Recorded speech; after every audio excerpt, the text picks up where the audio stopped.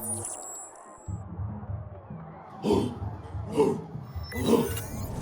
night long, all game long, offense like, defense like, RB's like, let's get it.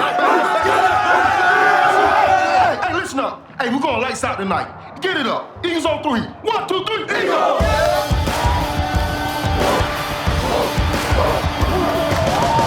It's Friday night, and that means football.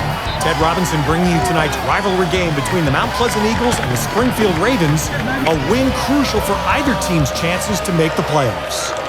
Springfield has won the toss, and they've elected to receive. Here's the kick from Mount Pleasant that gets us underway.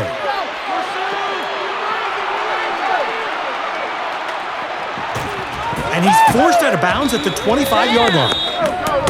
1st and 10 for Springfield. It's a toss to the tailback. He's got some room. And he's pushed out of bounds after a 20-yard gain. Here's the snap. And it's a deep shot down the sideline. He hits him, and he's gone. Touchdown, Springfield. The Mount Pleasant offense takes the field for their first possession of the game. Hey, you can start running back. Hey, let's roll tonight. Let's go. It's 1st and 10 for Mount Pleasant on their 30. Bench left, 21 draw, on one. Ready? Let's ride. You got this.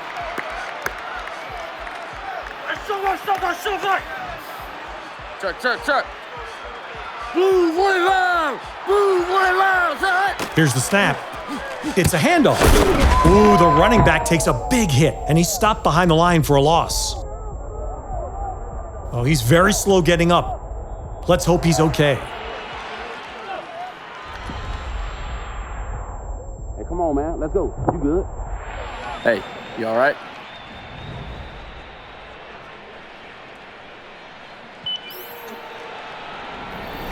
You sure? All right, let's go.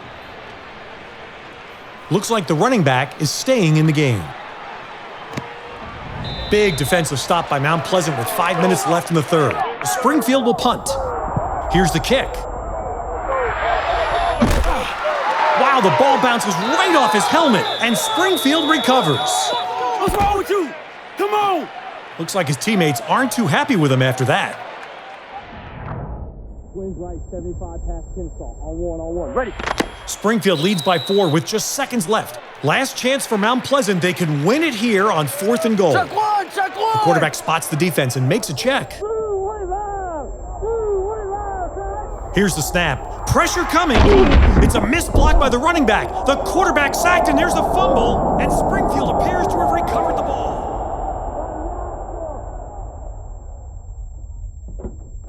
Hey there.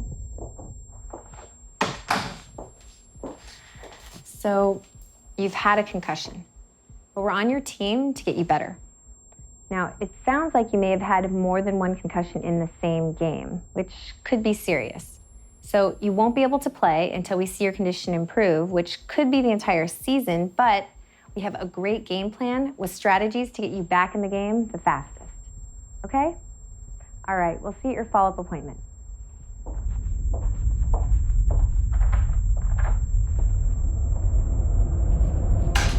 Hey, what's good, man?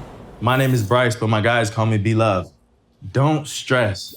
I've been in your shoes before. Everybody gets shaken up a time or two. It's tough, but I also know it doesn't have to be this way. Matter of fact, peep this. Yeah, that was smooth, right? Now let's watch some film. Bench left, 21 draw, on one. Ready? Let's ride. You got this.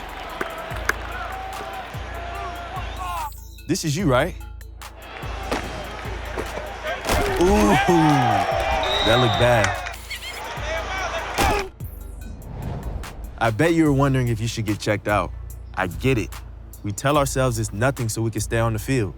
But what's crazy is most concussions heal within 10 days if you take the right steps. So if this was your first concussion, hopefully you wouldn't even be out for long. But going back into the game can double your recovery time. And if you return to play too early, you may be 3 times as likely to have another concussion or injure a different part of your body. Now, instead of just 10 days, we're talking about your season, your career, or suffering from permanent brain damage. I mean, would you tell your quarterback to get into the game if he's in a shoulder sling? It's obvious he's gotten an injury. Crutches, casts, braces, those are passes to be on the sidelines during practice or in the game. But a concussion is an invisible injury, which makes it hard for people to know how badly you're hurt. I mean, come on, let's be real. There's no such thing as a brain brace. So what's your pass for an invisible injury? Be on the lookout for headaches, feeling dazed or foggy, trouble with vision, light sensitivity, ringing in your ears, irritability, confusion, or trouble sleeping. And you may not experience symptoms right away either. In fact, they may be delayed for a couple of days. Your first concussion may feel different from your second. Yours may also look different than your friends. Think about it like this. Your brain has a series of connections called axons. Information travels on these axons just like cars on the highway. Anytime you take a hit to the head in practice or in the game, the highways could get damaged, creating these potholes, cracks, and other kinds of damage on the road. Over time, with enough repeated hits, I mean, let's be real, these highways may even break on their own. Now imagine all of a sudden you take a huge hit, boom! That would be more like an earthquake, right? Who would want to drive in this? That earthquake and this damage to the highway is just like getting a concussion. These highways, our axons carrying all that critical information, may be breaking. That's wild. And you might think your brain is protected because when you hit your head, it's hard. But actually, your brain has a consistency of jello and it floats inside your skull. So the first concussion could cause a big problem. In fact, even small hits to your head can weaken the axons in your brain. So here's a question for you. Can you still get a concussion if you weren't hit in the head?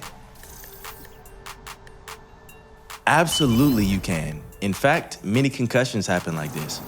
A hard hit to your body can cause a whiplash motion to your brain, which results in a concussion. How about this one? Is a concussion more serious if you black out from it? No, actually many serious concussions happen without getting blacked out. At least 9 out of 10 people do not black out from a concussion. That doesn't make it any less serious though. But we got you, so listen up. The good news is most people recover in 10 days if they take the right steps. So if you take yourself out of the game and work with your trainer or doctor, this is like rebuilding your roads on a sunny day, and this will get you back in the game the fastest. And we already told you, once concussed, there's a huge risk of getting injured again. Boom! That'd be like a second earthquake, but much, much worse.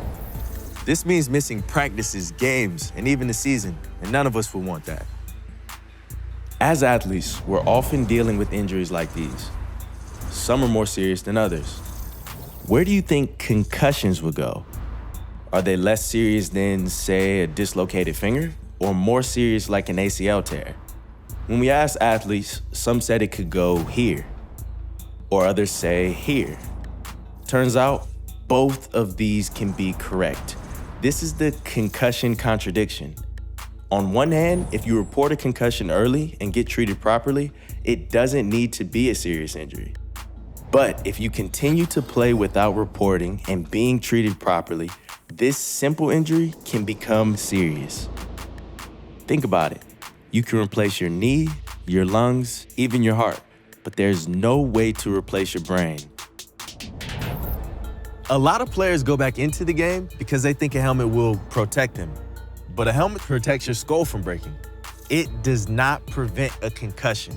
Unlike the rest of your body, your brain has no pain receptors, so you have absolutely no idea how bad the damage is inside your brain.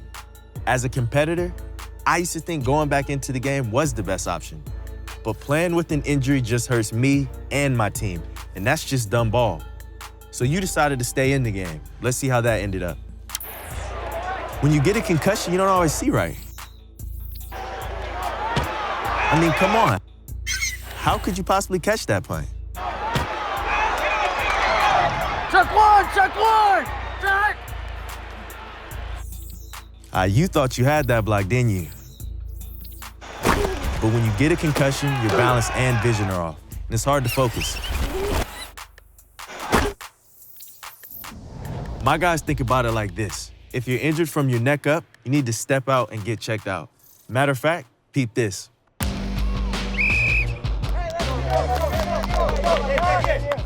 We're used to thinking in threes, whether it's a three-point stance or the three phases of the game, offense, defense, and special teams. To maximize our performance, we must follow the concussion recovery triad: sleep, exercise, nutrition. Let's get it.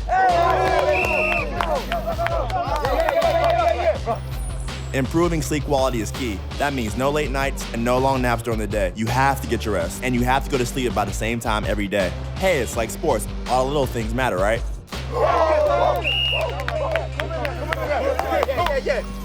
Hey, the last person they want to see is a doctor, but they can get you back in the game the fastest. Trust their process, follow their game plan. The earlier back to school and exercise, the quicker you recover. You'll be back on the field in no time.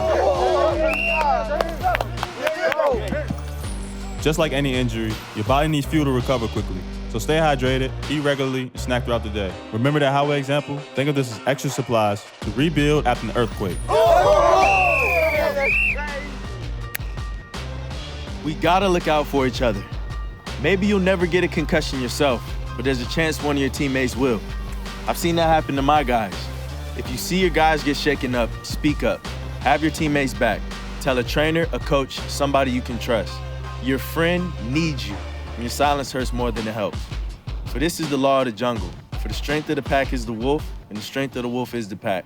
Just ask yourself, who's got my back? I got your back. Who's got my back? I got your back. Who's got my back? I got your back. Who's got my back? I got your back. Who's got my back? I got your back.